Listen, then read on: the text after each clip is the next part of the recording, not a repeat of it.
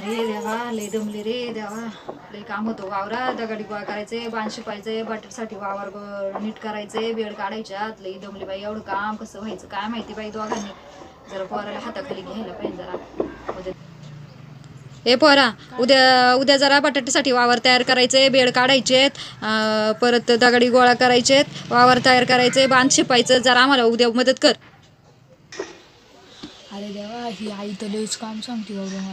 मला काहीतरी आयडियाच लावायला लागते, डोकं चालवायला लागते भाऊ आता काहीतरी. ए आई, उद्या माझा आहे ना पेपर आहे बरं का.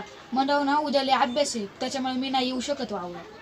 अरे देवा, उद्या कशाचं का पेपर बाई. पेपर तर उद्या तर रायबर आहे. पेपर काय खोटं बोलत आहे काय माहिती.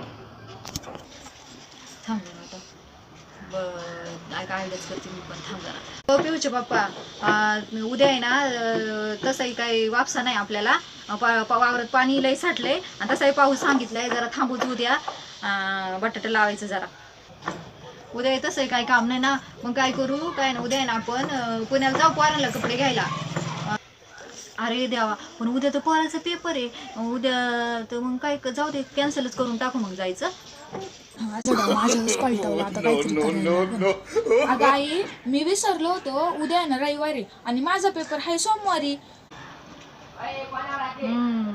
बरोबर. आता कसं तुला पकडला. खोटं बोलत होता काय. उद्या काय कुठं कपडे बिपडे पुण्याला विलेरा मॉलला काय कपडे बिपडे घ्यायला जायचं नाही. गप निघायचं, खरं घ्यायचं, गाण्याला घ्यायचं आणि निघायचं वावरात.